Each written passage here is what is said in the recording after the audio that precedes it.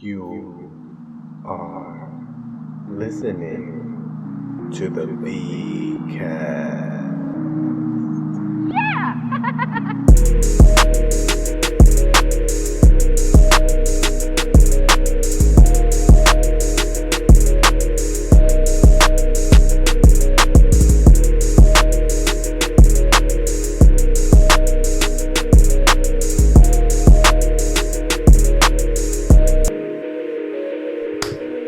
And we are here again. Hello, I gotta remember to start looking at the camera. I always keep forgetting. I'm talking all the time and I stare at the computer and I'm never looking at the camera. So hello out there in VCast land. We're back with another episode and I'm not even gonna name the number because I've been doing that for the last 6 episodes. Proud because I've been consistent with it so that I'm like trying to toot my own horn. But I don't need to know the episode. You know the episode because you're listening. And I'm here with my good friend, Senor Rich Carucci. What's up, man? How's it going, man? I'm hanging in there. Nice. I haven't had you on the podcast since I lived in the house in Patterson. The safest part of Patterson. I never knew that part of Patterson existed. That was a nice spot. It was like hidden from the gangsters. It wasn't too far from the bad parts, but it was. It was real. Yeah, it was tucked, tucked away. It was nestled away. I remember when we went to go when we were house hunting back when we were happy. And we were looking for houses, and I remember we had seen so many of them. She's like, let's go look for a house in Patterson. And I'm like, Patterson? What the heck we want to look at a house in Patterson for? We're not going to want to live there. For Patterson's a crack house. Yeah. I'm like, all right, well, let's just go look at this and then see what's next. And then when we were driving there, the first thing I noticed was, like, there was 2 sides of the street. You know what I mean? Like, it wasn't a 2-way that was actually a 1-way. Mm-hmm. And there was front lawns and shit. And I was like, oh, wow, this is nice. That was nice. Yeah, then I ruined it, so now I'm here. Listen, preaching to the choir over here. That's what we do. We're comics. We fuck shit up. This is, you know what? That's what I've been telling myself is like, I sacrificed my life for comedy. We all have. Yeah, no, absolutely. Yeah. But you never have to grow up. You have to come. But that, you know what? I wasn't going to do that anyway. Well, you never know. You might be forced into that. I felt like a puzzle piece. You know, no, there's a part of jail grew me up. Yeah, that'll do it. Jail snapped me out of it. I don't have like, I got roommates. I don't fucking, nobody expects nothing from me. Yeah. I'm not doing anything that I don't want to do. I do comedy full time. I don't have to go to a lot of family stuff because I'm usually working. So, as long as you're willing to tell jokes, you get funny, have a good time. You don't have to really. Yeah, but it's for the love of it. Comedy's pretty much ageless. I mean, you age out of stuff, but you'll always have audiences. You can always do private stuff, clubs, stuff like that. Yeah. You're not going to do, TV, a lot of that TV stuff and shit like that when you get, sometimes sitcoms and stuff. But it's all about having fun, too. I got into it for fun. I never even thought about money. Not that I make a lot of money. I don't have enough to survive. I didn't know you could. I always say that my guidance counselor failed me because if you knew how I was growing up, like that's what I did. I was an attention seeker, had to put on a performance all the time. Everything was dramatic and had to be funny, Oh, yeah. But also the part of it, which is what I'm trying to teach my daughter because she's my clone, is don't be an asshole. Like, you can be funny. Like, that's going to be your personality. You're going to get in trouble all of the time. And that's fine. Just don't be an asshole when you get in trouble. That was my biggest problem. Get ready to be in trouble. Yeah, get ready to be in trouble because it's not for everybody. And your timing is going to be terrible. Your whole, growing up, timing is the worst part of you because you don't understand the dynamics of adult conversations and shit. Well, and you just want to shit on things. At least you don't get beat up like you used to, though. Like, if you acted up, oh, man, I went to Catholic school, the nuns. I once had a nun pick me up in front of everybody, buy my shirt, and punch me in the stomach and call me a motherfucker. She had enough of me, and then I was expelled out of that school. God bless her. But my father, oh, my God, him, too. He would just beat the shit out of you. Yeah. In front of the neighborhood, too. Just like it didn't matter. Nowadays, you can't do that shit. They got cell phones, so it's a different thing. Some people get away with being assholes, but we didn't have the internet where you could just post so-and-so's a slut if you didn't like him if you were a kid, or post some fucked up shit or pictures. So it's tough nowadays. Yeah. But you know what? I have a theory about why parents were like that. Well, because I think, evolutionary, right? Back in the day, when parents had to tell kids things, it wasn't a matter of just like telling them what to do. It was life or death. Yeah. You know, it was life or death. If you didn't listen to me, you were going to die, and I'm responsible for your care. So I will slap the shit out of you. I'd rather slap the shit out of you than you get eaten by a fucking saber-toothed tiger. That's part of it, but another part of it might be, you know, you think about how they ruined your life because back then you couldn't get divorced. You know, you got to get your shots in when you can. You're like, fuck, I'm married to your cunt mother. You're a fucking douche. That fucking kid is just a reminder. I could have fucking been in the traveling circus. It's just a reminder that you're I limited could be living now. on the fucking road, robbing banks, whatever. And I'm with you and your stupid mother. You know. Yeah, that's true too, because that's a definite resentment that people have. Nowadays, they just go, fuck it, let's end this shit. It's not working. And you go, okay. Or the kid goes, I don't even want to talk to you again, and just leave, whatever. You know, back then, you were kind of stuck in your shit. And that's why there's so many damn abortions. Maybe that's what's wrong with society is men aren't forced to be men anymore, right? Yeah. Like, that was a big thing. Like, if you had a kid, that forced you to be a man. Like, you had to... Or you took the fuck off. Or you fucking moved to Canada. But if you hung around... You dodged it like the draft. Right. They couldn't track down. There's no fucking Maury Povich or whoever. And Holy shit. No, now you get tracked down. Yeah, I was going to say you get tracked down by your DNA 13 years later. DNA fucking voluntarily. Oh, my God. You know, I was actually thinking about doing it like a couple weeks ago. Because I had sworn that I wasn't going to do it because I'm like, I'm not going to give these people my DNA. But I'm like, you know what? I'm a felon. They already got my DNA. You know what I mean? Too. Like, if they're going to frame me for something, they already got it on file. No, me too. I remember when they first, when they took it, I was like, oh, this is going to change the rest of my life. Yeah, that's it. Now you're just, you can't do shit. You really can't.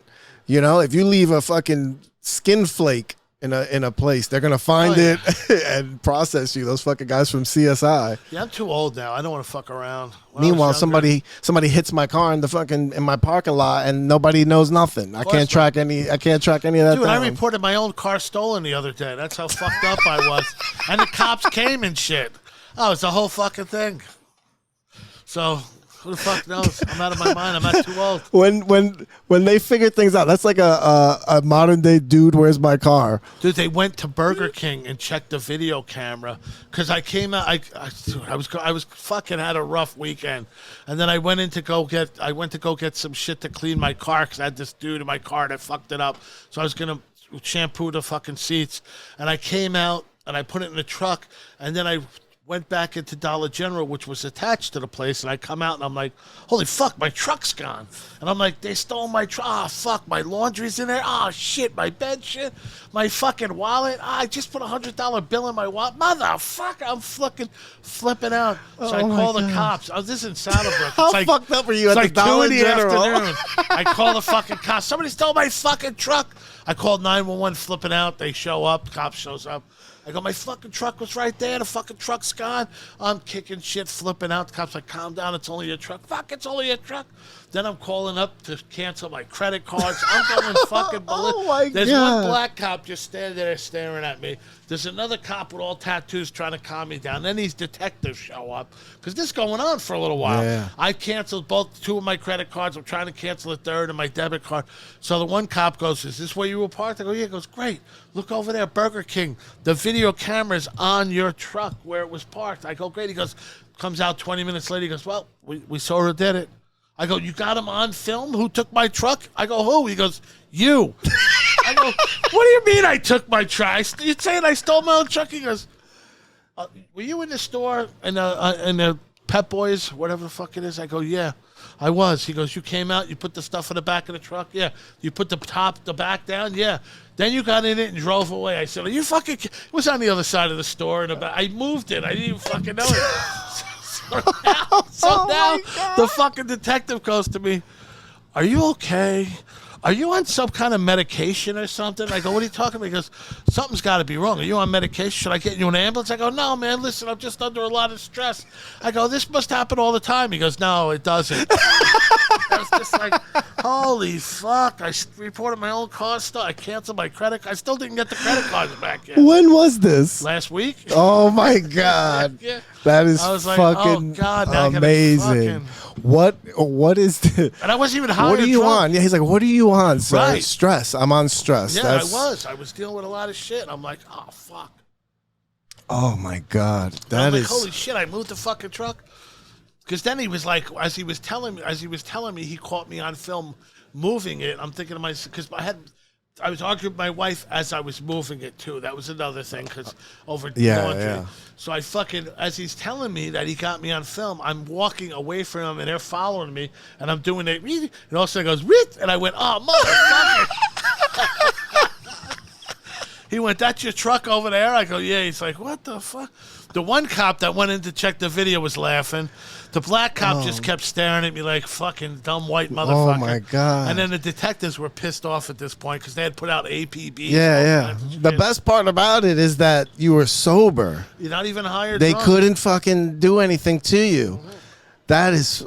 Could you imagine drunk, if you were high or something? If I was drunk, if I was high or drunk, I probably would have just let it go for a while. Been like, I'll deal with this when I come down. Yeah. Yeah, that's true. You wouldn't be in a rush to call the cops. If I was drunk, I couldn't. Yeah, no, I would be like, oh well, that's on me. But then there's always those YouTube videos of people calling the cops while fucking high. They eat edibles. Yo, man, he stole my money. What money? The money I gave him for coke.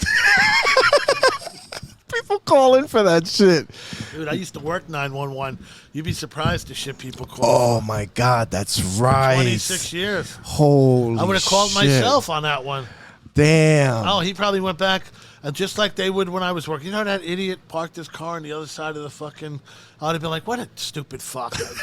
I could tell when he called he was an idiot. You know, that's what I've been saying. You have to get people that just think it's like 411. Like they just looking for information. Do you know what time the bus runs till? Are you out of your fuck? Is there school today because of the snow? Shit like that all the time. Oh, crazy shit. Oh my God! Can I barbecue in my kitchen? That was another one. I go, what are you talking about? Well, it's raining out, so I brought the barbecue in the kitchen. I'm like, what's your address? Fucking start a car over to this fucking idiot. If you light that barbecue, you're gonna kill everybody in the house. People have stupid shit. Can I light this barbecue in my house? I almost want to tell him, yeah, sure. Now, when you were there, when you were working there, was there other, like, how many people Oh, was yeah, there was at least, usually, sometimes you were by yourself, but by law, there's supposed to be two of you. Mm-hmm. But a lot of times there was one. But no, during the day, there was at least two, sometimes three. But at night, there might be one if somebody's going to the bathroom or... So you're all sitting together, and then is there other people, like, in the office? Sometimes it's a small room like this. So there was like three stations, and then there was a captain's desk with a captain. There were other chairs. So sometimes, you're in the firehouse if nothing's going on. Some guys will come down and hang out, or people come to visit, especially at night. And there'll be somebody sitting, there'll be a TV on, there'll be fucking, it ain't like Rescue 911. No, what I'm asking is because, like, I work in like a call center, right? I've worked in call centers forever, and the shit that is common with all call centers is the shit you talk when you're not on the phone or after you get off a call, and you're like, oh, this fucking or we'll have it on tape. Everything's on tape, or the other guys will be sitting there trying not to laugh, and you're like, what? Yeah. No, because at my job they started complaining that we're like too negative.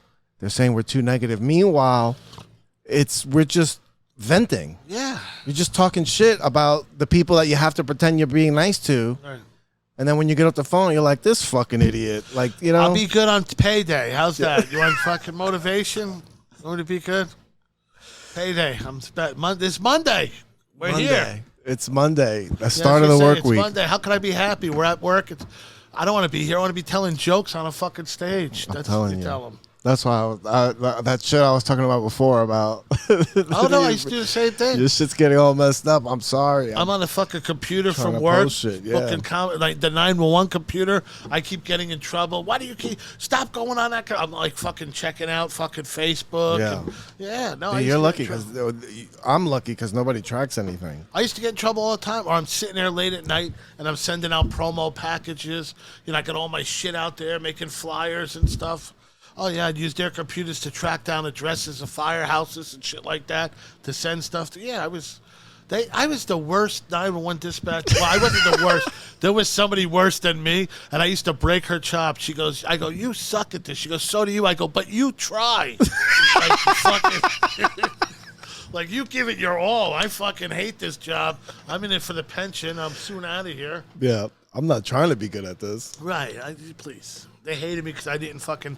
It's like a family. Like, they all do a lot of shit together. Firemen are great people. All those people hang out together. They hang out and do everything. And I just did it for a job. Then I want to go fucking tell dick jokes somewhere. Mm-hmm. So I was constantly, instead of going to functions, I'd be at, like, New York handing out flyers in Times Square. Yeah. And you'd rather do it. I'd rather do it. That's how you know. Yeah, no. Please, this is like a sickness comedy. There's, for the amount of time you put into this shit, you should be making big money. Even if I was getting paid minimum wage an hour for all the work I got to put into it, I still would be making a living. Yeah. It's just it's not like that. You'd be on double overtime. It's just not like that. You got to hustle, and then I'm finally, I finally got it to where I'm making enough, but it's a lot of work. Mm-hmm. Not enough to get by. Not enough like that, but enough to get by to have two roommates. Be able to drink bottled beer at home. Yeah. Nothing fancy, of course. And, put gas in my car, have a nice car. But it's better than the grind. It's better than making the money. I was making a lot of money working in a firehouse. Overtime was a lot of money. 50, $60 an hour, something like that. But I still would rather not work the overtime, would go do comedy where I would make nothing or, maybe $50, $100. You end up spending more money. I would get time off by working overtime. Instead of taking the money, you got an hour and a half for every hour you worked. I would build it up into a bank, and then I would use that to do comedy. So, I'd spend $500 in comp time to do a spot that if I'm making, $100. So I used to piss off my family, and I'm like, fuck yous, Yeah. I want to do this. I know. I think that's it's different when you have a job and you're trying to do it and you have like a steady source of good income and you're trying to do it, because then I think you spend more money versus somebody that's trying to hustle from nothing. Yep. Your whole demeanor is different. Yeah, I would say I'm going to use the money I make here to finance my comedy stuff, and I would do because I would put a lot of money into advertising. I always booked my own stuff, so I'd pump all the money into there. All my vacation time, comp time, personal days would go to take it off to do comedy. Fucking next week I'm driving 8 hours for a one-nighter down to Fayetteville, North Carolina. I was going to try to make it a 2-night thing, but I wasn't able to book the second night, and I didn't want to say no, so I took it. And I'm like, 8 hours there, do the show, sleep in a hotel, then 8 hours back right to the next gig in Staten Island. I mean, it's a lot of driving. Yeah. But... And it's, you're doing it for the love of it. Even the money isn't worth it. Yeah, I'm going to fucking Austin spending money. I'm going on with nothing booked. I was like, I'll figure it out. I hear good things about Austin. Yeah, that's why I want to go down. I checked the list of shows. Well, you got the Mothership now. Isn't that Joe Rogan's place? Yes. There's that. And Hyena's down there? Is that? Gina's down there, but she's going down like the 2 weeks or like a week after I come back. But there's always people down there. Bobby Kelly is headlining at the Mothership the weekend I'm down there, and Danny Braff is coming down with me, and he does Bobby's Instagram videos and stuff. So I'm hoping that slide in the Mothership that way. Yeah, I think what's her name? Chrissy Mayer was just down there, and Kiana. Yeah, I think they're in Texas now, but I think they were down in Austin. Look, this is just the comedy that's there. The Gay Enough show, I like that. This is just all That's all Joe Rogan stuff? No. This is all just the Austin comedy scene. I was going to say, Joe Rogan has the gay enough show in his club? What I'm looking at is comedywham.com. I had a podcast for a minute with this guy. It was called The Comic and the Con. And he kept telling me to go do this Kill Tony stuff. That's what I'm going to try to do on Monday.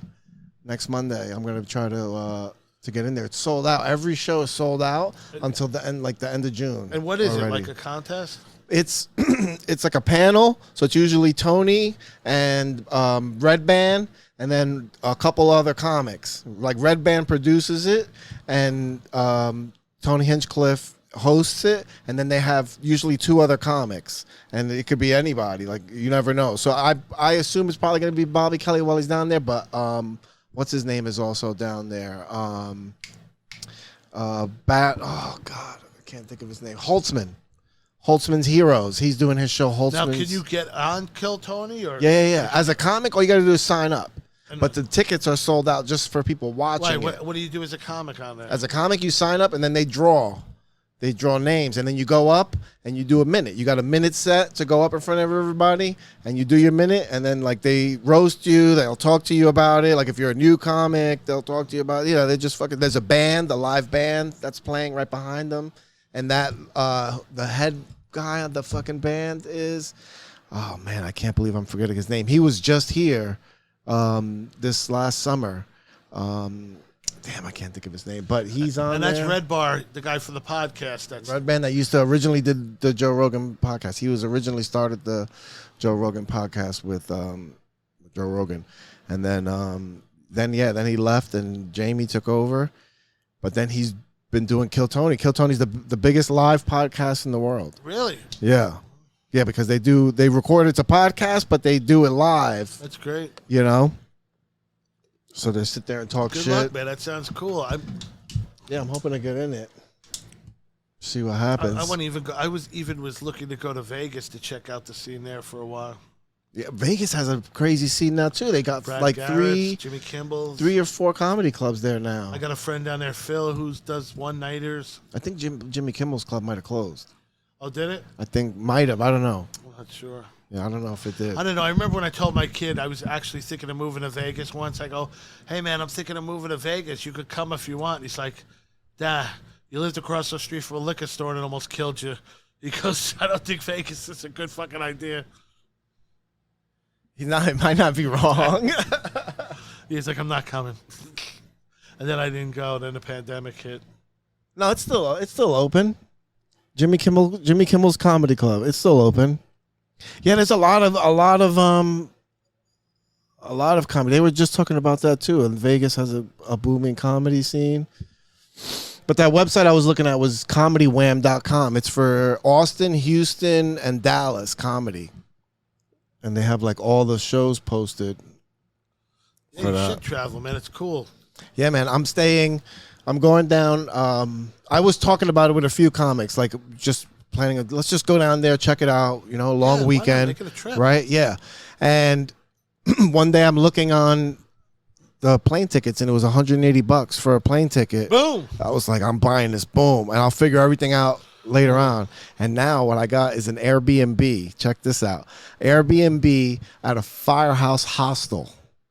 Right, so there's an old firehouse that they renovated and turned it into a hostel with multiple beds. I got a bed for $45 a night. That's all you need. You're gonna be drunk anyway. And I'm around the corner from the mothership. I'm around the corner, literally around the corner. There's a Gold's across the street. I can go shower there. Then there's the mothership. Then there's the Vulcan is there too. Then around the corners, the Creek and the Cave. Just say that, the Creek and the Cave there, yeah. And then all bar shows. Everybody has bar shows because there's so many damn comics. So there's just bar shows, open mics from like 4:00 in the afternoon on every day. So that's fucking great. I'm gonna do comedy and see if I do an open mic and then just meeting people too. You make connections, fucking start talking to people. Then they come up here, bring them here into the fucking dojo. Absolutely. The dojo's a great place. Go back and forth. Yeah, this place has been fucking so... It's so like... it was so important, especially during COVID. Yeah. When there was nowhere. I performed outside. Yeah, and on the patio. I did the show you did was the show before the last show. The cops came and shut it down at 10 o'clock. Oh my fucking God. douchebags. We were like, That's why we I never gotta forget, go. The cops are the thugs of the elite. Remember that. Yeah. I'm not against cops, but when shit goes bad, the cops are the muscle for the elite. For sure. That's the one. And some of them loved it. Yeah. Oh yeah. They came down and shut down so many. I was doing outdoor places everywhere. You see some of them, cigar lounges, strip clubs everywhere. Dude, flamingos. The Yeah, only place they did the flamingos best going. was flamingos because that was, that's Connected. right. That That's was the only place. connected. That was but all plugged the in. other places I did, they came and shut them down, and they would threaten us with like fines. So Shut it down. crazy. Somebody complained about what? I don't know. They can do it like that. Yeah. They don't even need a real complaint. They were like, I go, the speakers are pointed towards the highway. Everyone's social distancing. Shut it down now. It's gonna be music playing out here anyway, right? Or did they shut only the comedy down, or the whole flamingo? Well, no, oh, no, not flamingos. they shut us wherever down. you were. Yeah, Yeah, wherever we were. Flamingos they didn't shut down because. But we were quiet. Flamingos was in an industrial area under a tent in the back. So there was a time the chicks weren't even supposed to be dancing inside because the fucking pandemic's running wild. Dudes don't give a shit. They're getting lap dances, getting jerked off. And They're then using their panties as a mask. The fucking cops fucking come to the front door. No, the fire alarm went off. That's right. The fire alarm went off, and somebody was up there, doing comedy in the tent. And all of a sudden, as I walk up to grab the microphone, because I'm doing the next set, everybody starts running. All these strippers come running in, all these dudes. I'm like, I know this ain't a mad rush for comedy. They're like, keep it down. The cops are there. The cops are at the door. Oh, no. And I'm just fucking, the cops are at the door. Then I start busting chops on all the fucking strippers that are out there. It's fucking great. But that place was so much fun. I still, you know what? The guy that owns that just opened a lounge that I'm going to be doing comedy at called Fat Bastards. It's 2 doors down. It's a fucking great lounge. They're getting their liquor license in a few weeks. But it's called Fat Bastards. Has amazing food. And Nice. the bar's open. That'll be a comedy spot. That'll be a Thursday night comedy spot. Thursday night's such a good night for comedy. I gotta rearrange my arrangement that I have Well, with the kid. You got a good. I'm doing Tuesday every night one you Thursdays. do is a good one. I had moved it. Now it's Wednesday. Still, that's good. Yeah. Now Tuesday has a hole. We're gonna do a second open mic here on Tuesday. The one that you have is good. The one Crescenzo has at the Boulevard's good. Yours is good. And then I like that one they do at the City Lounge or something. The food's Thursday. good there. That's the I best like thing. City Lounge. It's so weird because it's such a. It feels like it's not gonna be good. It feels like you're in a diner Yes. doing comedy. But the Yes. food is great. The guy's great. They run it good. They run it like it's a professional show. That's the thing. And by you, it's a good one. You get a real audience. And plus, the food's good. The food's good. You know Now what it's a the food- Dominican menu. Okay, there Just you go. changed. Now you get some fucking chicharron Chips de still go pollo all and the shit. time? Chips is there fucking every Wednesday. He calls me. He's like, Vic, I'm not gonna be there this week. I gotta work. I got a gig in the city. Good for him. I got to Yeah. call him. He called me. I was on vacation in Florida. I never called him back. Yeah. I love that guy. Oh, he's awesome. He started heckling me. I was doing the I did that Chick-fil-A so good. I don't like gay people anymore. And he was like, we don't like you either. I was like, you fuck. Completely threw me off. Because I was like, that was hilarious. But I got so mad that I was like, fuck, man. I'm trying to work on this He's funny goddamn as hell. this fucking minute. And he hates if you say anything to him when he's on fucking He hates stage. it. Plus, he's at the age where he could be angry at everybody and doesn't Yeah. need an excuse. Yes, yeah. I like when he'll go into something and then if it doesn't work, he'll go right into his credits. Yeah, yeah. And then he'll just start listing off all the shit that he did and it gets He's done a lot of shit. Yeah, he's done a lot of shit. It's funny. He was doing America's Got Talent, and I was talking to him, and I think they flew you there. They put you up in a hotel. They gave you a little bit of money to eat with, but they didn't pay you like for a gig. Mm-hmm. And he's so old school. He's like, "Fucking, this sucks." I'm like, "What do you mean it sucks? Look at all this promotion you're getting." He's like, "They're not even paying me for the gig." He wanted the $200 a day for the gig. Like Everything, he's yeah. that. Anytime he talked about anything, he's like, what are they paying you? Right. Oh, yeah. Yeah, He yeah. was invited to a memorial for somebody. I think it was, and he wanted money. He's old school. He's like, how much? He goes, Yeah. what do you mean, how much? He's like, how much for me to go to the memorial? Old school. Yeah. But that's why I like having him around. Dude, I did a show with him. I picked him up in Edgewater. drove all the way down to Lakewood, and he keeps telling me on the way there, this fucking Booker, I got a bad feeling about this guy. I don't like him, but I can't remember why, and I think it's because he fucked me out of money. So he goes, I ain't fuck this fucking guy. So we get down there, and we get into the gig, and I go to the woman. We were going to go get something. He goes, let's go to the country club. That's what it was, some country club. And maybe we could eat there. And I'm like, oh, great. Now it's going to cost me money. So we go there. It's not like it was like the lamest country club ever. It's like fucking potato salad and shit. So we get there, and I go to the woman. Is the comedy show going to be is downstairs? She goes, it usually is, but it was canceled for tonight. You had to see. And we just pulled up and got out of the car. He went fucking berserk, got the Booker on the phone. You motherfucker. Meanwhile, the Booker had called us while we were on our way down there. He goes, I'll be there right after you guys. I'm driving now. Okay. So now he called this is where he fucked up. He should have never called the guy, because he called the guy, you motherfucker. You fucked me over, you piece of shit. I want the fucking money. The guy's like, I can't give you what I don't have. And he's like, you told me even if you had to go to the bank, you were going to give me the money, you scumbag son of a bitch. Don't ever fucking call me again. He fucking hangs up, so then my phone rings, and it's the fucking guy. And now he's not coming there. You know what I mean? You fucking ruined it. He would have came here. Maybe you would have got the money out of him. I knew I wasn't getting money out of him. So the guy calls me up. He goes, wow, he's really pissed. I go, he's fucking flipping out. Yeah. He goes, tell him, don't worry, I'll never call him again. Oh, that'll calm him down. That's right. Tell him, don't worry. Don't worry. Go fuck yourself. It's all right. So then the guy goes to me, listen, I talked to the manager. They're going to feed you. You can have drinks, so I don't care if you run up a $500 tab. And I go, why the fuck would we do that? Come on. Yeah. I'm not going to do. So I didn't drink because Chips would have never went for that. I still had to drive him back. So he fucking flipped, ordered a little bit of food. I don't even think he touched it. I ate some food. It was horrible. And I was like, and I drove him home. He bitched for about the first half hour, and then he just didn't say a word. I was like, oh, God. That's fucking... That was the last time I hung out with him. That is prime Chips Cooney. When he gets mad, pissed. Oh, my God. He was bitching so bad at Johnny O one time. I forgot what. They were arguing about something. And Johnny O said, listen, Chips, I just want to let you know, I'm not above kicking an old man's ass. Some shit like that. And Chips started laughing. But that's fun. Chips gets nuts, man. Yeah. He does. But he does always have that old school thing. He's like, back in the day, open mics, they used to pay you. Right. It's like, it was only $10, but they paid you. Right. I was like, Yeah, that's when in the 80s, when comedy was in the boom, and 100 people would come to see an open mic.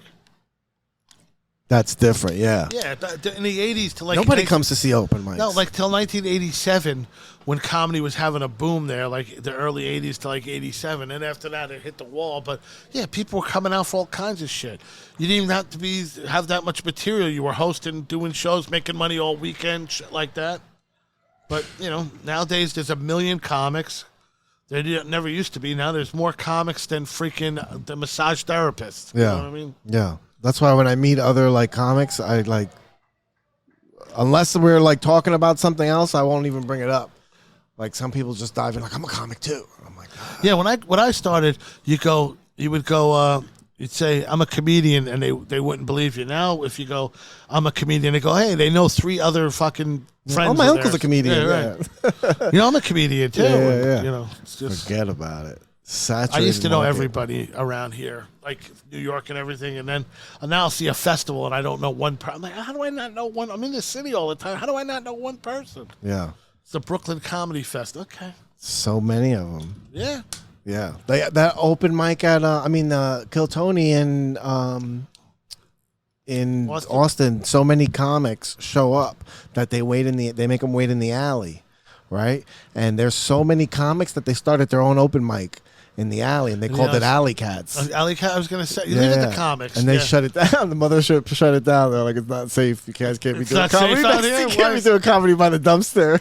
Why not? That's where you're gonna end up. But I saw a video, and it was just like Walking Dead. There was just so many comics just walking away, and I'm like, oh, everybody man. Thinks their 1 minute is gonna get them famous, which maybe it will. Who the fuck knows? Get you some work, maybe. Who knows? Get you. This is all about relationships. Yep. You know, And egos. Yeah, relationships and the connections you make with people, and then you work with somebody, and they're like, all right, I don't mind working with this guy. He's reliable. He's funny. You know, like everybody's funny. It's a lot like of people the cool are funny. kids. You got to get the cool kids to like you, like high school. It is. Yep. You know, around here, I'd say the Cellar is the place. The Cellar's the fucking. That's the mothership. That's the fucking. Here. That's the one club. I would say here you got that. Then I would say probably Gotham in the city would probably be the next one since Caroline's gone. And then I don't know, man. Maybe the Stand might be the third in the city. Yeah, the Stand is pretty. Well, that's another cool kids. Yeah, table. the Stand is the cool kids That's who aren't another ready cool for the kids Cellar. table. Yeah, a lot of them, but they yes, absolutely. Yeah.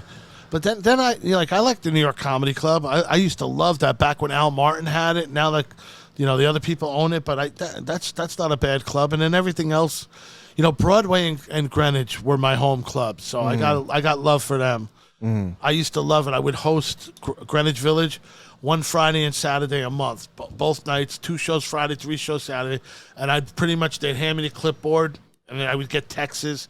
And the manager for the club was Dustin. He'd be out doing spots, and then I'd get a fucking text. All right, TJ Miller's on his way over. As soon as you get there, pick him up, or any comics coming from LA.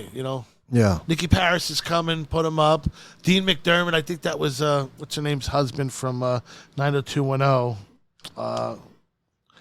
Tori Spelling. Tori Spelling. Yeah, he was doing comedy for a minute. You're gonna get fucking Tom Brady in there one night. I'm telling you, you would have. Yeah. Fucking I like Greenwich. I like Greenwich because it has such a low ceiling. Plus, it's like if you do crowd work, it's such an intimate fucking setup. Yeah, it's Greg Wilson was cool too. He came there, and he has a twin brother. It was freaking creepy, who looks like him. But I thought it was him fucking around at first because he was like a party guy hanging out. Not that Greg isn't, but just the guy. It was just weird. And then all of a sudden, Greg showed up, and I'm like, oh fuck, it isn't him fucking around. But shit. Yeah, no. Yeah, I love doing this shit though, comedy, man. Like tomorrow, I'm in Rehoboth Beach. Then Thursday, I'm in like Middletown. Friday, I'm Staten Island. Saturday, I'm in Boston. Fucking all over the place. All over fucking, the place. Yeah. I've been hustling like a motherfucker though. Yeah, I was thinking of like changing roles in my job or switching jobs to one that allowed me to travel. And then try to arrange gigs around like a work travel. I know people that have done that. That's not a bad idea. Just to get road work. Because that's where it's at. That's what I'm most excited about is to do comedy in front of another state, like a different people. Boston. First time I'm in Boston's next week. Yeah. And my daughter's gonna see me. She seen me once I think like 3 years ago. She saw me do comedy at some place in Brooklyn on like a fucking wild party night. But yeah, I never did comedy in Boston. I've been to Boston a bunch of times, so I'm looking forward to that. But I was in the Bahamas for 2 weeks. That was fucking great, man. Yeah. On this nice-ass resort. Yeah. Yeah, it's fun doing it, traveling, trying all other states. Not just Pennsylvania. Shitting on people in different states. Yeah. You have a way of shitting on people, but making them like happy about it. Where they don't feel like I try not to be vicious. And if I am, I kid around first. But I also look like this, and I have no problem making fun of myself. Like I'm like, yes, right. You make fun of yourself. Look at it. Even after I do it, I go, look, give me a round of applause. Listen, you people all have like real lives. I got to go home. I got 2 roommates and shit. You know what I mean? Yeah. Toilet seat's gonna have piss on it. You grew up in this life, right? My grandfather was a comedian. I was a childhood actor. Yeah. I did some Chef Boyardee commercials. Then I was doing some off-Broadway stuff, and then I scored the Ed Sullivan Easter special, clowning around with fucking Tiny Tim. Yeah. Tiptoe Through the Tulips Tiny guy. Tim Chuck McCann.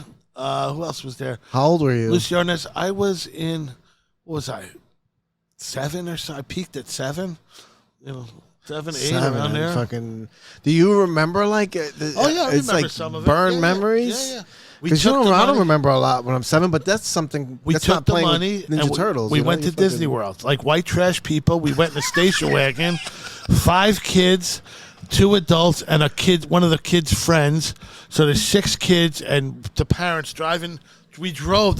And I watched me on Ed Sullivan show from a motel, not even a hotel, from a motel on a black and white TV. But we had enough money to go to Disney World. This is so long ago. Space Mountain was just being built. That's how fucking long. We stayed at the Contemporary. I remember they're like, "What do you want to do with the money? How would you like to go to Disney World?" Because the big payday was the Ed Sullivan thing. I go, "Let's fucking go, Disney World." Yeah, let's go. Oh man, do you remember what that was like watching yourself on yeah, like, it was the TV? a trip. It was a trip. I was in a hotel room. There's a bunch of us all around this little tiny TV, and I'm like, "Holy shit!" But I remember when they filmed it, it was weird because we were supposed to be like climbing a tree, but all it was a piece of wood. But they had like whatever their fucking special effects back then. But when I watched it on TV, I'm like, wait a minute, that's like, I'm in a fucking tree. Hey, tree was a It was like ladder. a month off school. It was all week long, and if I cooperated every Friday, there was like a store across the street. I forgot where we were in Brooklyn, but it was like a hobby shop. So I would be able to get. I would always get one of those creature feature models that were glow in the dark. It was like fucking. They had like the Godzilla. There was a King Kong. There was a freaking. What do you mean, like a like model? you put together with glue? And it would glow in the dark. It was like a Frankenstein. So if I was good all week at rehearsal, I would get to buy one of those at the end of the week. Oh But, shit! Give it How many to me. did you get? Shit, I did a month, so I got 4 of them there, and then I wound up like after that buying 1 or 2 more. But yeah, I would got 4 of them because I would cooperate all week just for that. I'm like, You don't got any of them left, right? yeah. You don't have any more, right? You don't have them. No, I made my brother put them together too. I didn't. Well, I had my parents. My parents liked me for like a month while I was bringing in income. I was like, all of a sudden, like, they were cool with me, and I'm like, make him put this together for you.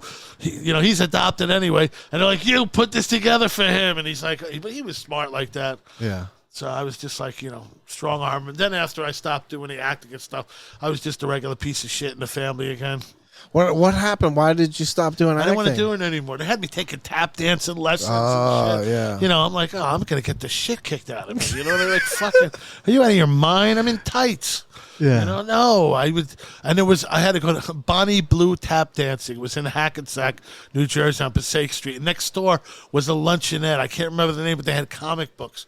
So once again, they would bribe me. If you go to practice, rehearsal, then afterwards you could get a comic book and some candy. So I would go in there afterwards and I would hide my fucking tap dancing shoes every week. And then my parents, where's your tap dancing? I don't know where they are. They'd fucking, I'm crying. They'd call up the guy. They had his number. Phil, look for his shoes. The guy goes, yeah, we got him, man. We got his shoes. Oh my father God. slapped the shit out of me. What the fuck is wrong with you?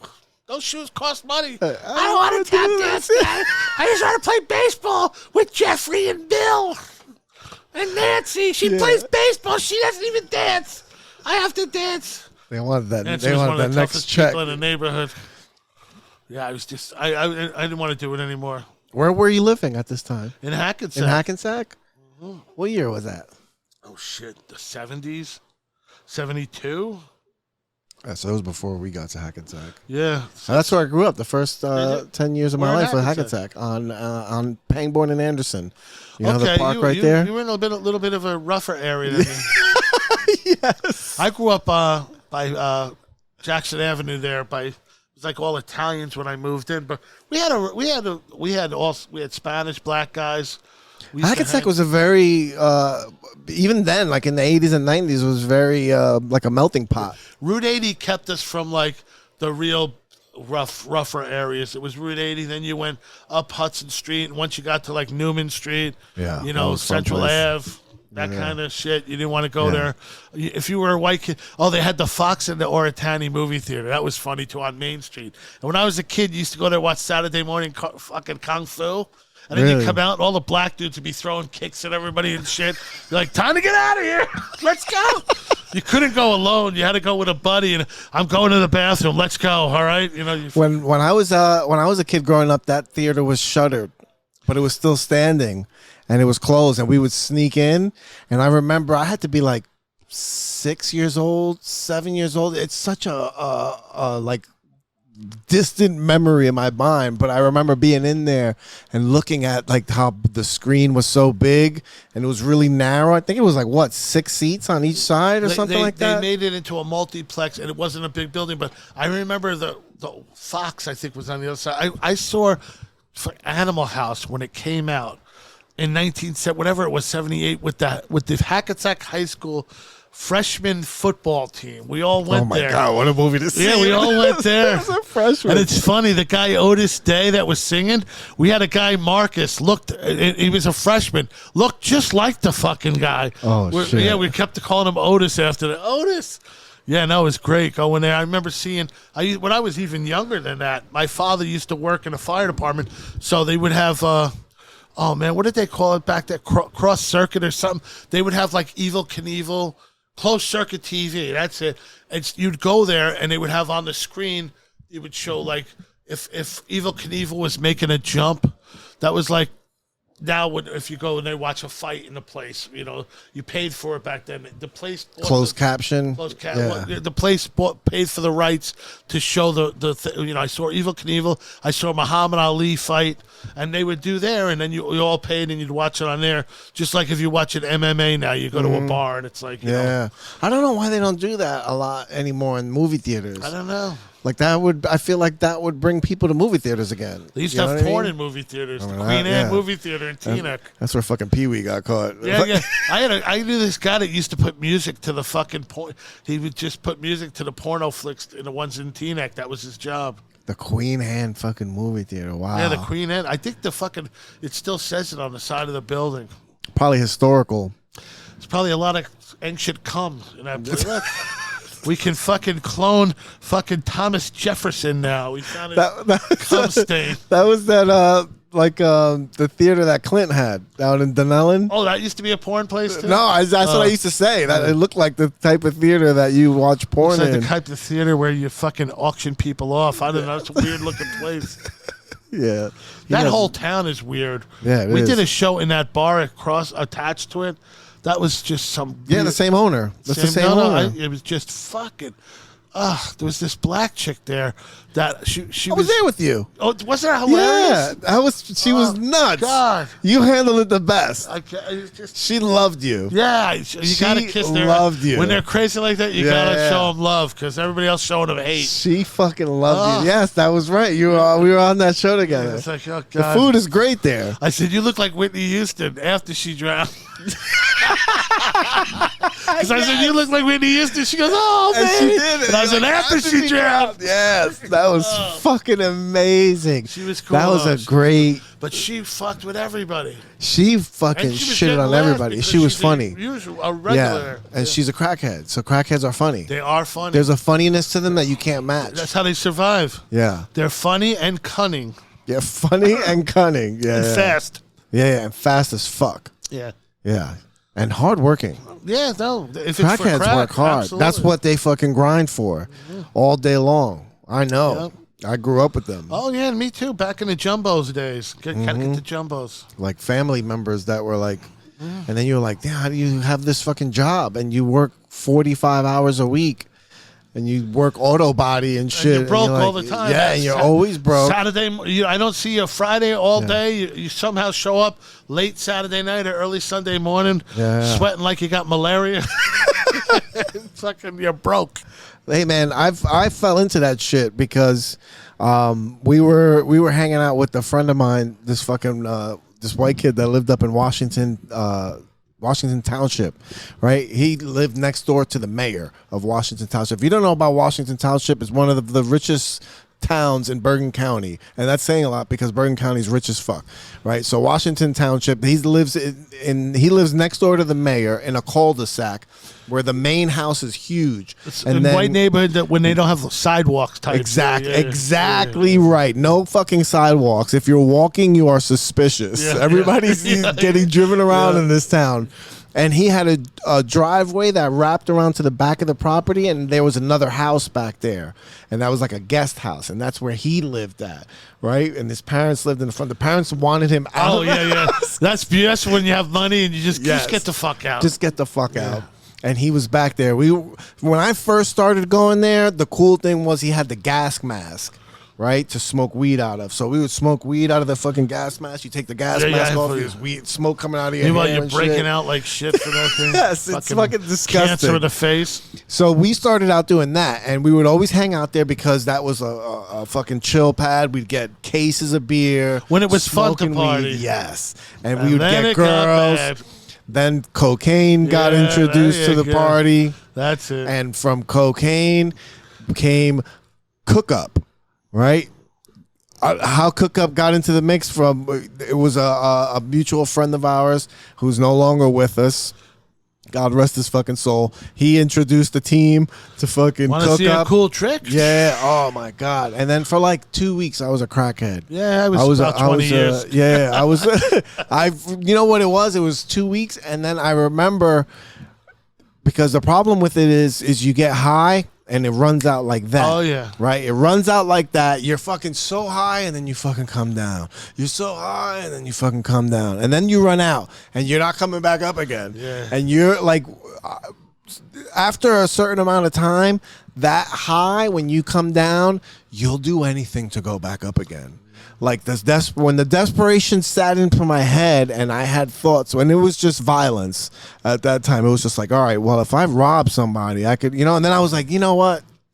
I was like, I'm not going back up there anymore, and I stopped. And I luckily that because I could have been on a fucking I would have been missing teeth for reasons other than not having insurance. Now, did that kid finally get thrown out of his parents' back house? No, he lived there. They fucking enabled him. Yeah, they enabled him till he turned into heroin. Yeah, there you go. Then he had to go to rehab, and he did a high's few never good rehab. enough. Yeah, I'm telling you, you're fucking chasing something. I would go on couple-day binges, and then I always kept a job. Yeah. I would just disappear for a couple days. It was easier when there weren't cell phones. When the cell phones came into play, you had to damn near fake a fucking heart attack. Where were you? I was in jail. I had a heart attack. And the thing too now is like, also you can't use traffic because I was in this crazy traffic. And they look it up like, no, you weren't. There ain't no fucking traffic. Shit's fucking clear. Yeah, before cell phones, you had a chance to make an excuse. I'm not saying it was a good one because the longer you smoked crack and drank, the more intricate that fucking excuse got. Oh my God! There's only so many times family members can get sick. Yeah. Or you gotta go help somebody. Give your car to somebody to go get some, and they never come back, and then you got to report your car stolen. I had friends whose family members were fucking crackheads and loaning them the car, and then we'd be on the mission to go find the car and get the car back for what happened, and motherfucker better not have sold it. I had a friend that he had a trucking company with his brother, and sometimes he would every once in a while he'd call his brother up and be like, the truck is in Spanish Harlem, parked here, and then he would just disappear. And then whenever a week later or something, he would reappear. His wife finally left him, and then he'd go back to N.A. He'd be like, What is it about crackheads that make them so forgivable? I don't know. Like They're if you good know a bullshit crackhead, if you are family members with a crackhead, they have gotten every courtesy out of you. Yeah, they get a lot more slack than drunks get. Drunks, yeah, you fucking For drunk. sure, Yeah. right? Fucking something about a drunk that just irritates. hateful. Yeah. It's just You're like, so God, because everybody hateful. wants to drink, and you're like, Yeah. Jesus Christ, I gotta have responsibilities. No, yeah, everybody knows when to stop. Yeah. And then when you see somebody that doesn't know when to stop, you're like, what the fuck is I wrong had with a you? chick almost wanted to punch me out at the fucking Port Authority a couple weeks ago. I was that drunk. I was fucking drunk, and I went to the fucking bus station, and I remember being in line for the bus. I remember this chick start fucking with me, and I'm like, what is your problem? She's like, I'll kick the shit out of you. They had to put us on separate buses. Get the fuck out of here. Yeah, 'cause I was like, fuck you, bitch. What is your problem? She's like, you're my problem. I'm like, no, I don't even know you. How am I your problem? So finally the bus guy walked up, and he's like, come here. Walked me right to the one bus, and that was waiting for the next bus to load. It was like behind that bus, and I was the first one. He goes, go on that bus. She'll go on this. I'm like, oh, fucking great. Thank you. Yeah, thank you. Fucking see, that's a responsible thing to do. Yeah. I didn't have to choke her out on the floor. That's the first thing I thought of when I was hearing the story. I was like, she looked like she might have been able to take me, and I was pretty fucking drunk. So I don't want to get my ass kicked in front of everybody by a chick. Yeah. That's embarrassing. And I had to pee, and I would have pissed myself. Is that how you go into the city, is bus? When you got to do gigs and stuff? No, not for gigs, but I do a lot of radio, so I'll go in. But the problem is, like, I go in and I get there. I'll go early. I park in Hackensack on Hudson Street. I'll jump on a bus. And then when I go for the bus, I'll go to Rudy's in Hell's Kitchen. That's my favorite place in the whole world. And they're open like 10 in the morning. So I'll go there like 11 in the morning. It's called the All-American. It's a shot of Seagram's and a mug of beer, $5. Hebrew National hot dogs, free. So you sit there. I know the bartender. Yeah. So I'll go there. Last week, though, I went there. I had a pint and a shot, and then I didn't. What do I do? Then I order a pitcher. It's like $11 for a whole pitcher. This Hell's Kitchen where $11 is a beer. Yeah. In Hackensack, I had a fucking tap beer was $8 the other night. You got 11. They make their own beer. Rudy's. It's awesome. Greatest place. First place to have their liquor license after Prohibition. Wow. So I get the pitcher, and then I realize I got to be up at Compound Media in like 25 minutes, and I got to walk to like 38th or something. So I take the picture and I'm just like, whop, whop, whop, whop. You figure it's not there. Speed up. Another shot before I leave. Yeah. So I'm walking over to the place, and then before I get there, I get a 12-pack and bring it up in the radio station because you could drink there. Mm-hmm. And everyone's doing bottles of whiskey and shit. So, it's just living the life. I had a problem there a couple before that, though. Right before St. Patrick's Day, I was doing the Whiskey Wednesday up there, and I said, fuck it. If I go out there on a Wednesday and drink heavy, I won't get drunk Friday at the show I'm going to be in. I was in that Mama Wawa Social Club. Oh, it was yeah. Aaron's birthday, and I didn't want to, you can't drink and drive on St. Patrick's Day. That's one of those ones where they're looking. Mm-hmm. So in my mind, I'm saying I'll go to the city Whiskey Wednesday. I'll get so drunk that I'll be depressed and sick, where I won't want to drink Saturday. That was not going to happen. That was a mistake. Don't ever go with that thinking. But I got to the city early. I started drinking. I went on the fucking show, and it's Whiskey Wednesday, and everybody brought bottles. They said to me too at one point. They go, slow down, because I was just like. Before the podcast was over, I just got up and I went and I must have went to I pulled an Irish goodbye. I just got up and just never came back. And I come to, I'm on the bus, but I'm in Hackensack, but I'm by Route 4 almost. I fucking missed the fucking... You missed your shit? I missed where my truck was parked, thank God. So I go, pull the bus over. I run up, the guy stops the bus. I get out, I start walking off the bus, and it's only like 7 at night. I fucking face dive on the concrete. Oh, shit. So I get up, my hand's bleeding. I know my leg is gushing out blood, but I have pants on. So I'm trying to get up, and I'm so fat and drunk that I'm like, ugh. So I finally get up, and I start walking. All of a sudden, woo, I go, fuck. So, some fucking 12-year-old cop pulls up. Like little one. Stops you, and walks. he's like, what seems to be the problem today, sir? And I'm like, there's no problem. I'm fine. I'm just walking. Bleeding, that's all. I'm just walking, and then I grew up in this town, and I'm just taking a walk, and everything's okay. You give them the history, that's when they know something's up. Yeah. All of a sudden, boom, here come 2 other cops. I'm like, uh-oh. So I'm like, listen, what's the fucking problem? I'm not doing anything. And they're like, well, we have to make sure you're okay. You look like you're in peril. And I'm like, everything's fine. Now an ambulance pulls up, and I go, you look like you're going to walk into the middle of Route 4. I go, what's up with the fucking ambulance? And he's like, oh, there. I go, what's the ambulance here for? He goes, for you. I go, 3 cops and an ambulance? He goes, well, you're bleeding. I had a little cut on my hand. I go, this little blood on my hand. So now they're like crowding me. So I'm like by the back of the ambulance, and they got me like in half in the ambulance, and the people are. I go, whoa. I'm refusing any kind of medical aid. I wipe my hand on my shirt. I go, I'm fine. The cop's like, you urinated yourself. I go, is that against the law? They all looked at each other. They didn't know what to say. They all looked at each other. I said, listen, man, am I under arrest or being detained for any reason? And they're like, no. So I go, then fuck you guys. And I start walking, and now they're walking behind me. And I'm like, don't fall down. Don't fall down. And I'm fucking like, doing a Frankenstein. And I remember. They gave you the field sobriety test. I was like, hey, walk away, motherfucker. Dude, I go, oh my God. And then I remembered my brother lived like around the corner down this block. And I'm like, oh, please be home.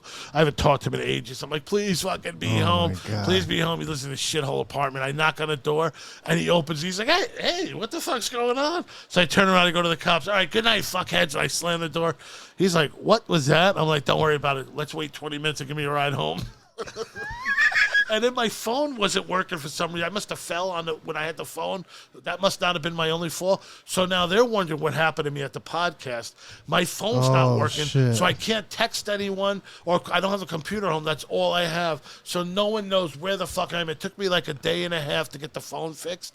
I had to bring it to Apple. So finally, I get the phone fixed, and I see all these messages from people. Are you still alive? What happened? My wife was trying to get a hold of all these people. And I just put on Facebook, I'm alive. That's it. And the podcast was going on that I was on the day before. That's how late in the day. And they just started fucking dying. They're like, oh, God, he just posted I'm alive. Checked in safe from himself. Dude, but what a fucking mess. Oh, man. When was that? St. Patrick's Day. St. Patrick's Or the Wednesday Day. before Oh, St. the Patrick's Wednesday Day. before St. Yeah, like a Patrick's couple Day. months. This shit didn't happen a long time ago. This is like recent shit. Yeah. No, that's right, because I forgot that story started about Aaron's birthday, around Aaron's birthday. But you know what, though? It was funny, because then St. Patrick's Day came, and my wife, she was like, listen, I'm picking you up for you. What are you talking about? She goes, I'm not letting you drive St. Patrick's Day. She came, picked me up, drove me to the fucking the Wawa Social Club, sat there for the whole show, and then dropped me off at home. And then, she was like, hell no, we cannot afford another DWI. She's like, that ain't happening. Yeah, good. That's good her on money she could get. She's like, that's my money you're losing. Oh, my God. That's what I love about comedy. You live the fucking life. Oh, shit. Holy shit. Yeah. I never get that drunk. Really? Yeah, I get, because I don't like losing control. Oh, that's the best. Yeah, I don't like, I'm, you know what? I fantasize about it. It's awesome. Yeah, I fantasize about, like, I want to just get so drunk that I don't know how I get home.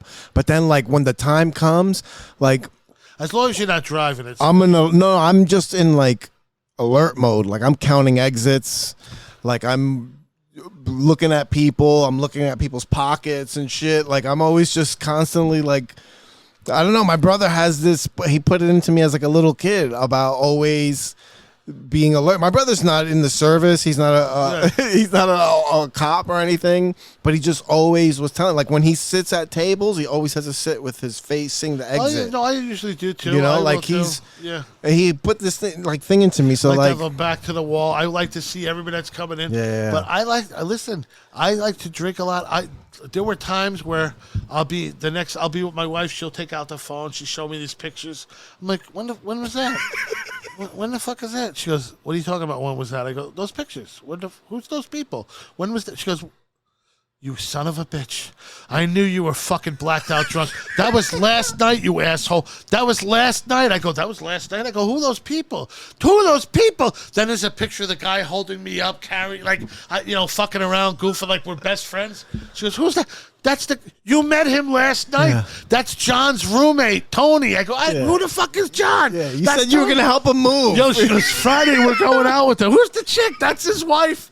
I go, don't answer the phone. Does they have my number? No, they got mine. Don't answer the phone. God. I don't know who these fucking. Yeah, no, that's fucking. I guess because I'm older now and my brain cells are frazzled, but that happens. I gotta do that. I'm gonna That's one of my goals. Keep doing it. You'll have two 30-year-old roommates when you're 59 years old. You'll be living, and I got a nice place in Little Falls right now. Well, you have multiple rooms. If I needed to have multiple rooms, I would have roommates. Right now, I have a room and a kitchen and a bathroom. You don't live in Little Falls anymore, right? I still do. Oh, you still? I moved across the street after the fire. Yeah, after the fire, I moved across the street, which is the worst. If you're moving, don't move across the street because it takes forever. That's fun. Now, you rent a room in a house, or you have? Just a studio. It's a studio? Studio apartment, and like above the stores. That's better though. Having roommates can be rough. Yeah, no, I rather have the studio for sure. I had roommates. We lived in Englewood Cliffs off 9W. Nice. And I had 4 other roommates. This is when I was in AA, when I was doing the program for the state, and I had 4 roommates. And we lived in a huge house. I think I paid $950, and we had a huge house with, like, when you walked in, it was a huge ceiling, and then there was a balcony with rooms in it. And it was the best. Like it was fucking. But did you have a cleaning lady or what? We hired a cleaning lady. We all That's what you chipped in. gotta do, Yeah, we all see? chipped in for a cleaning lady. Yeah, because the fucking bathrooms would be a disaster. Dude, that's by bro. me. Every 2 weeks I bleach it with a gallon of bleach. I just had a friend of mine come over, so I made sure I cleaned the whole place. I bought a mop because when I moved in, I was subletting, and the fucking place had a film. Like these are young. It was only one of the young guys. The other room was vacant. I rented the other room for my kid for a year. I had to pay double rent. That's when I moved in at ventriloquist because I had the 2 rooms and I was paying double rent. And the place was just dirty for when I moved in. Finally, I couldn't take it, so I got a fucking broom and a mop, and I just room to room. Yeah. I mean, I don't know what my Get nice and stoned and start cleaning. I don't know what my roommates' rooms look like. I can only imagine. But the rest of the house, I'm like, nah, we need to keep this shit clean. Yeah. That's what we hired the cleaning lady for common areas only. Right. And then so they would come. They would clean the laundry room. They would clean the kitchen. Like pick up around the living room, vacuum and shit, and then 2 bathrooms. It's worth it. And that was it. And it was, that part, once that got solved, when we were like, all right, let's all chip in $15 each, $20 each, a week. Cleaning products cost more than that. For sure. And then you have the lady, and then the first cleaning lady we had was cool. Then the second cleaning lady we had was a bitch, but she was so hot. Yeah, there you go. That's my porn God. She was category. It was literally like a porno thing where you were like, how do you have this job? You look good enough where people should be paying for you to live. You got to pull an Arnold Schwarzenegger on her. Yeah. No, Arnold Schwarzenegger fucked the ugly one. Yeah, he fucked the ugly one. He fucked the help. He fucked the ugly one. But hey, you get what you can get, you know? Fuck it, man. All right, we got to wrap up because they're going to close this bitch. Yeah, no, thanks. Cool. Let me go into these sponsors real quick. My boy Richie Carucci. As always, it's the A-Team. NJNYPoolTableService.com. If you're moving a pool table, hire the A-Team. They're the best pool table movers in the New Jersey and entire tri-state area. I know that because it says it on their fucking website. Pool table service, pool table moving service, pool table repair, pool table dismantle, all that stuff. I don't know if you know, I've been doing pool tables since I was 17. I remember. Right? So I've been in this business. This is one of my best friends. Him and his dad started this. Rest in peace. Fucking COVID took his dad out. Damn. I think you had one in your house in. Yeah, I sure did. Yeah. The one in the basement. The wife get it? No. I sold it before I left. Before I moved out, I sold it.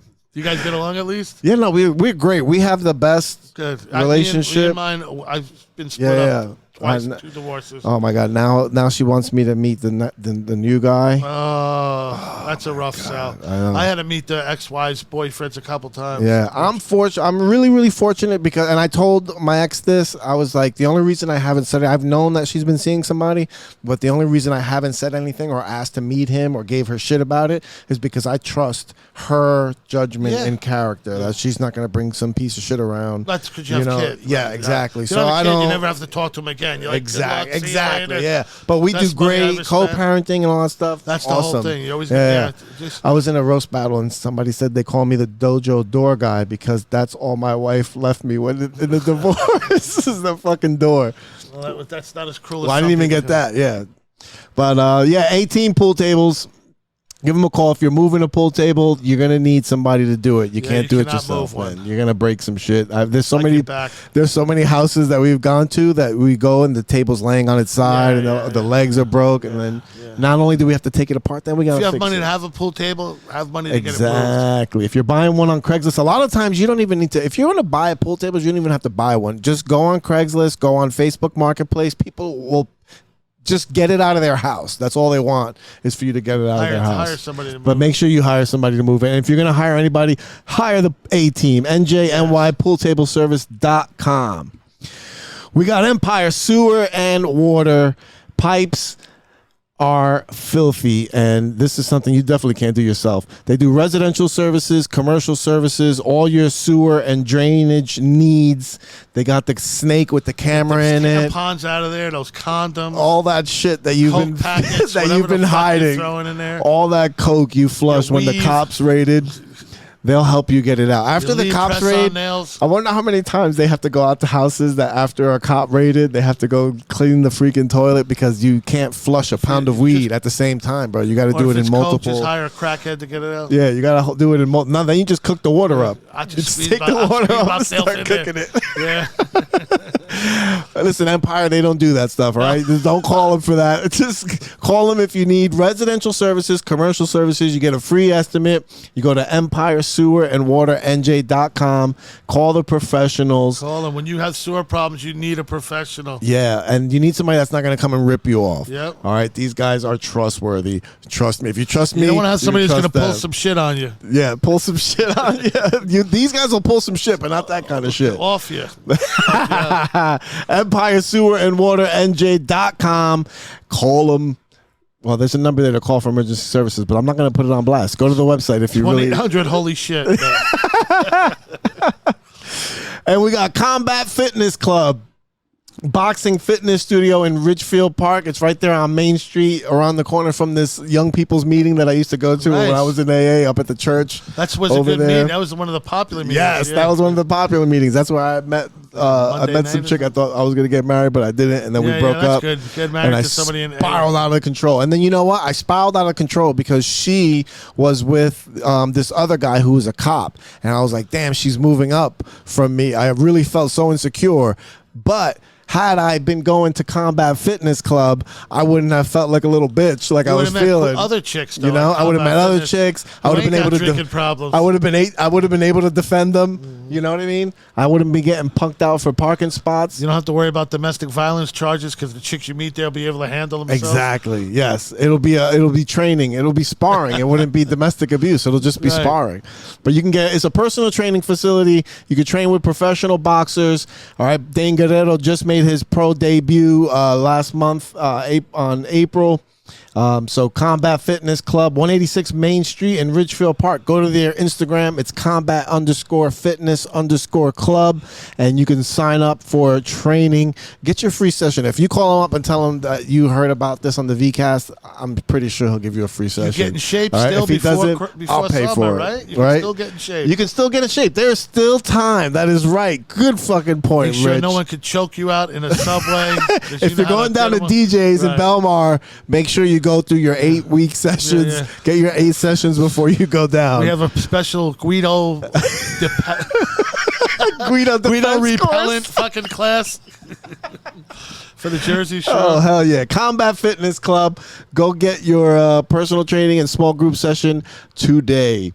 That is it. My man, Rich Carucci. Thanks for having me. Thank you for having me. I appreciate you. Thank you. Always a pleasure. Good luck. And thank you for tuning in. I will see you later. You're listening to my daddy of the VCast.